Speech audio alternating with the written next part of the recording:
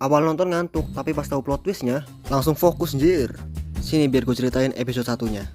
Menceritakan Jepang pasca apokalip akibat perang nuklir yang mengakibatkan Jepang terbagi menjadi 3 bagian dan mengalami kemunduran seperti pada era Sengoku. Kenalin MC kita, Misumi Aoteru, atau kita panggil saja Aoteru. Dia adalah seorang jenius yang berpikir rasional tetapi kurang berani dan kurang memiliki ambisi.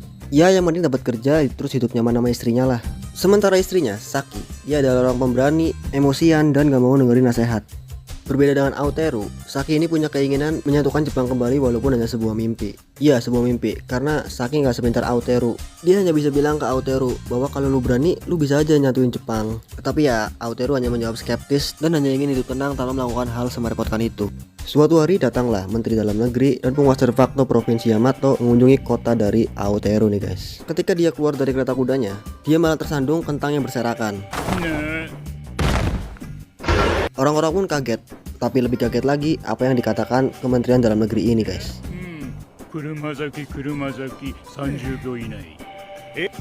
Ya, dia langsung dieksekusi di tempat. Gila nggak tuh? Tentu saja itu membuat warga ketakutan, tapi tidak untuk si Saki. Setelah itu, Aoteru dan Saki membicarakan kejadian sebelumnya. Saki sangat marah di sini sampai ingin membunuh si gendut itu. Tetapi Aoteru mencegahnya dan berusaha menenangkan Saki. Saki pun untuk sekian kalinya bilang ke Aoteru bahwa Aoteru itu harus belajar untuk lebih berani. Beberapa saat kemudian, Saki dan Aoteru malah menemukan penagihan pajak yang harusnya belum waktunya. Penagih pajak itu memukul orang yang tidak bisa membayar. Tentu saja ini membuat Saki marah. Dan lagi-lagi Aoteru mencoba untuk menggantikan Saki. Tetapi Saki sudah muak dan akhirnya bergerak sendiri.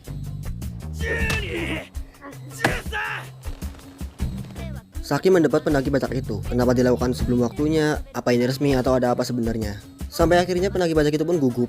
Tapi Saki berbicara terlalu jauh sampai menghina penagih pajak itu. Tentu saja penagih pajak itu marah, lalu menyerang Saki. Dengan mudahnya Saki membalikkan keadaan dan menginterogasi orang itu. Dia bertanya apakah ini diperintah oleh si gendut itu atau atas keinginannya sendiri.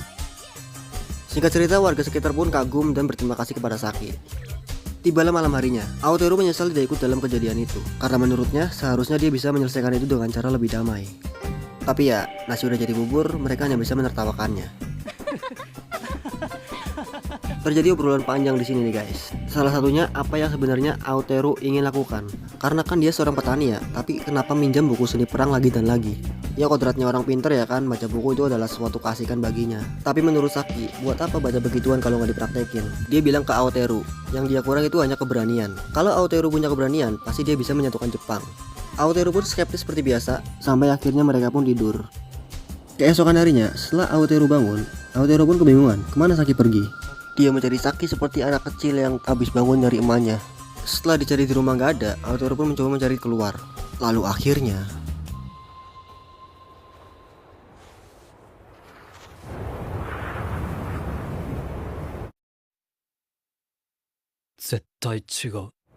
ya, Aoteru sangat shock di sini. Apakah ini Saki atau bukan?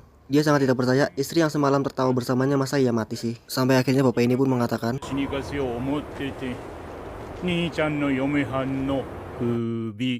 seketika Aoteru pun memikirkan skenario pembunuhan. Tetapi setelah memikirkan semuanya ternyata itu tidak berguna. Setelah membulatkan tekad, yang dilakukan Aoteru adalah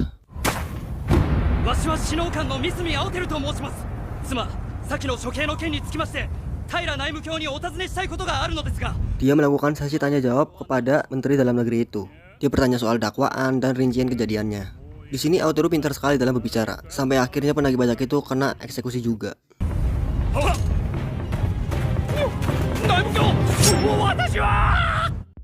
Disinilah kisah Nippon Sengoku dimulai. Orang yang pintar tapi penakut itu kini berubah menjadi orang yang manipulatif dan memanfaatkan kejeniusannya untuk membalaskan dendam istrinya dan menyatukan Jepang sesuai mimpi istrinya.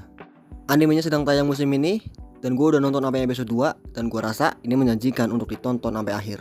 Itu aja dari gue. Follow kalau lo mau rekomendasi anime lainnya.